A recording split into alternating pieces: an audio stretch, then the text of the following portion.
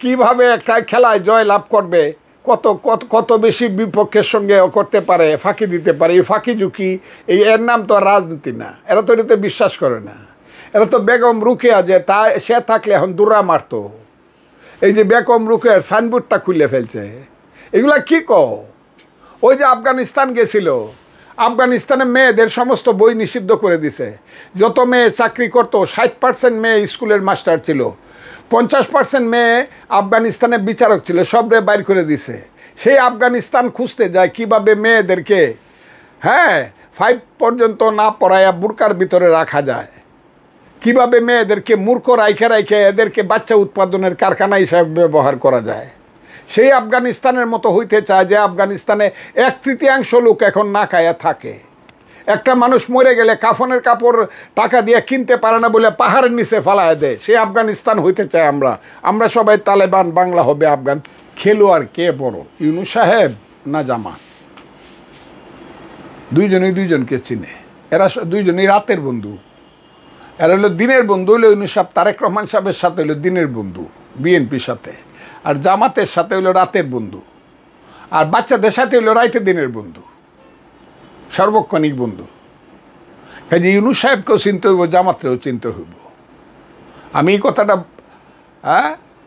আমি এই কথাগুলো বলতে চাই, এমনি আমারে মাইরে ফেলানোর জন্য এত চেষ্টা হইতেছে। আমি এই কথাটা বলতে, তবে জামাতের সমস্ত কিছুই ফাঁকিবাজি। এরা মিথ্যা এত বেশি বলে, এদের মুখ এত খারাপ, এরা ভাষা এত খারাপ, এরা নাকি আবার ইসলাম মৌলানা, এত ভাষা খারাপ। এরা এই দেশে যত কুৎসিত স্লোগান আনছে সব জামাত আনছে, শিবির আনছে, কুৎসিত স্লোগান 1 2 3 4, গাছের ডালে কাওয়া ইত্যাদি ইত্যাদি, আরও যত স্লোগান সব এরা আনছে। এরা নাকি মৌলানা মৌলবী, এরা নাকি ইসলাম। কাজেই এরা ওই আজকে কইতেছে কি পিয়ার, পিয়ার পৃথিবীতে কোথায় আছে? আমি তো বারবার বলি বসো না, জিগা আমার জিগা কেরা হিসাব দেখো মুখখানে। পৃথিবীতে তো 212টা দেশ আছে, কোনো না কোনোভাবে ভোট হয়। আর সবচেয়ে বেশি গণতান্ত্রিক দেশ হলো আমেরিকা, ইংল্যান্ড, যেখান থেকে আমরা হায়ার করছি গণতন্ত্র, Australia, Canada, Japan, Bharat, even তাদের যে বড় চাচার দেশ পাকিস্তান, বাপের দেশ নাই বা বললাম পাকিস্তান, কোন দেশে পিয়ার আছে? নেপালে আসিল, এখন এটা ছুড়াই দিছে। নেপালে আর না, এটা করতে গিয়া 12 বছরে 15টা গভর্নমেন্ট হয়েছে পিয়ার করে। এরা তো খালি দেশটাকে শেষ করতে চায়। আর সামান্য একটা অংশে ফ্রান্সে দেওয়া হয়েছে, পিয়ার হয়েছে। আর কোথায় পিয়ার আছে? বড় বড় দেশ যেগুলা গণতন্ত্রের দেশ, সেটা কোথায় পিয়ার আছে?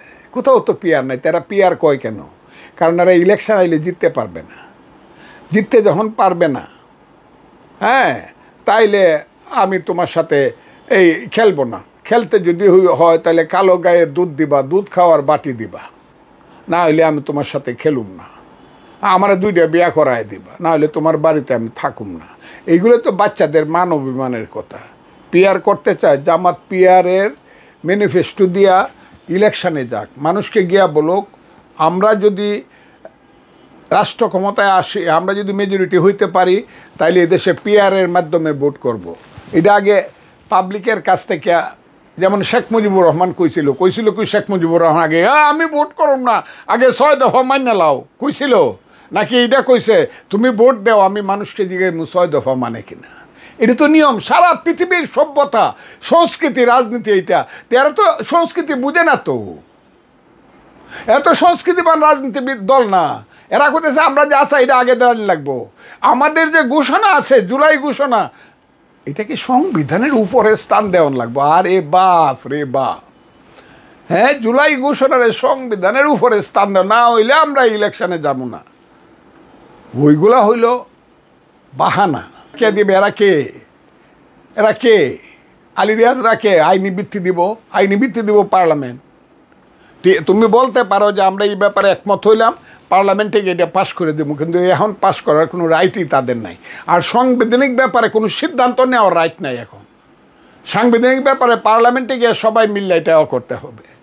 তো প্রসেস অফ পার্লামেন্ট খালি কইলে করে দেখে তো, কইছিল তো সংবিধানটা চুরিয়া ফেলাই দিব। সরে ফেলায় দিব। কাজেই এইসব হলো বাহানার কথা। ইলেকশনে গেলে পরে দেখা যাবে 6% ভোট পাইছে, কারণ এখন তো 60% 70% ভোটের পাওয়ার দেয়।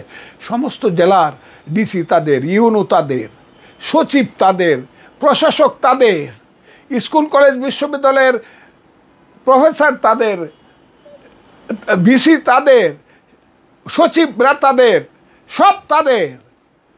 তারা ইলেকশনে কেন যাবে? কারণ তারা ইলেকশনে গিয়ে দেখা যাবে জামানত বাঁচে নাই। 300 সিটের মাঝে অন্তত 200 সিটে এদের জামানতই বাঁচবে না। 200 সিটে জামাতের জামানত বাঁচবে না। জামাতের জামানত বাঁচবে না 200 সিটে একা ইলেকশন করলে। যদি বিএনপি বড় ভুল না করে ইলেকশনে, বিএনপি যদি নমিনেশনে বড় ভুল না করে, জামাতের 200 সিটে জামানত থাকবে না। সিট 10 থেকে 12টা, আমার 10 থেকে 12টা, আমার মনে হয় 8 থেকে 9টা সিট পাবে তারা, যতই টাকা খরচ করো।